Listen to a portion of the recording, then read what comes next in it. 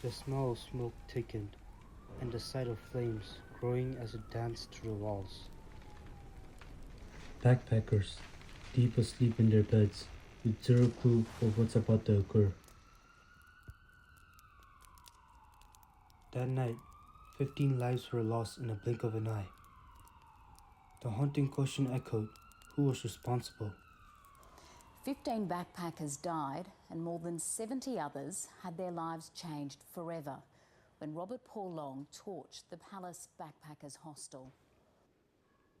On the 24th of March 2000, a man named Robert Paul Long, a fruit picker born in 1962, Queensland of Australia, had moved into the Palace Backpackers Hostel. But after only 3.5 months, on June 14, Robert had been evicted over $200 in rent areas. ATM records showed that Robert still remained in the area for 10 days. Robert had expressed his hatred of backpackers and even threatened to burn down the hostel. On 23rd of June, 11 days after Robert was evicted, two guests spotted him lingering in the backyard of the hostel around midnight.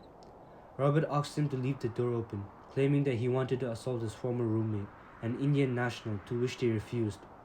Another guest remembered waking up to find Robert downstairs, sitting near a burning rubbish bin. He raised the alarm, and Robert took the bin outside. Thinking the danger had passed, the guest went back to bed, but was later jolted awake by loud banging, panic screams, and thick choking smokes.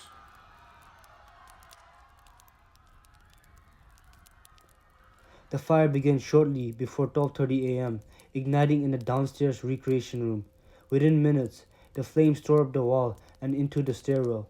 Survivors recall how the thick smoke flooded the hallways, and the entire building was plunged into darkness as the power failed, with no alarms, no emergency lighting, just chaos.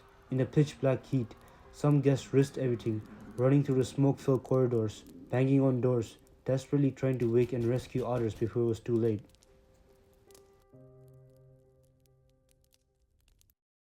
The first emergency call from a payphone across the street was lodged at 12:31 a.m.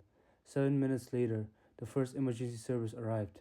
The firefighters fought for 4 hours before it fully extinguished. 70 guests had survived the fire. 10 of them suffered minor burns and injuries, but the same couldn't be said for those 15 who perished in the fire. Among the dead were 7 British nationals, 3 Australian, 2 of the Netherlands, 1 of each from Ireland, Japan, and South Korea. After the deadly fire, Robert vanished. For 5 tense days, his whereabouts were unknown. Then he was spotted hiding in a nearby campfield. Police finally caught up with him in the bush land near Howard, just 32 kilometers from Childers. But Robert didn't go down without a fight. During the arrest, he stabbed the police dog that had bitten him, then turned onto the officers, stabbing one in the jaw. In the chaos, a second officer fired, shooting Robert in the shoulder, finally bringing him into custody. Despite the deaths of 15 innocent people, Robert Long was only charged for 2 counts of murder. Prosecutors made a strategic decision, charging him 2 deaths to fast-track the trial and avoid re-traumatizing the families. It also allowed them the option to pursue further charges if Robert somehow was acquitted. What made the crime so horrifying wasn't just the flames, it was the silence that came before. 15 people, trapped in their sleep, in a building with no alarms, no way out. Robert Long didn't just set a fire, he turned a place of safety into a death trap. That level of violence, that level of disregard for life, is what makes this crime stand out from all the rest. Robert Long was found guilty of arson and 2 counts of murder. He was sentenced to life in prison with no chance of parole for 20 years. Justice was served, but not for many, as it didn't feel enough. We had some complaints made by some other staff about they felt uneasy around him, and he was let go. In the weeks leading up to the fire, he just turned very, very strange, very sinister, very nasty towards the other backpackers. Even before the fire, Robert Long made people very uncomfortable. The staff said that he gave off uneasy vibe. One of the survivors described him as strange, sinister, and aggressive, always muttering to himself and showing hostility towards other backpackers. After the fire, survivors were furious. They described him as dangerous and vowed to fight for justice, not just for themselves, but for the families who are affected as well. For many survivors and victims' families, the outcome felt like a slap in the face. Robert Long was given a life in prison, but with a chance of parole after just 20 years. One survivor called the legal system a joke, furious that Long was only charged with 2 murders when 15 people died. He demanded for a full life sentence and charges for the attempted murder of the other 69 who survived. The disappointment was clear justice, in their eyes, was far from served. Like someone to give me a reason why he should get out.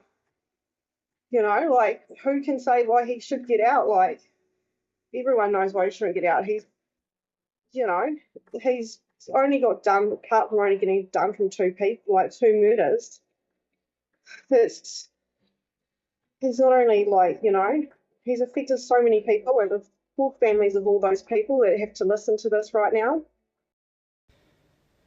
When looking at the case through the principle of justice, fairness, equality, and access, it's clear that justice was only partially achieved.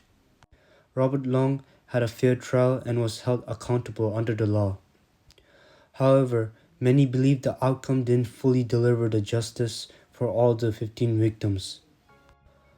Only charging him with 2 murders left families feeling ignored, and survivors felt the system had failed to recognize the full scale of the crime. The emotional impact shows that justice isn't just about laws, it's also about people feeling heard and respected. In this case, the law worked, but the justice fell short. 15 lives were lost that night, and while Robert Long was sentenced, many still wonder if it was enough. Justice is more than a prison term. It's about the lives affected and the voice left behind. I'm Tsering Norbu, and thanks for listening.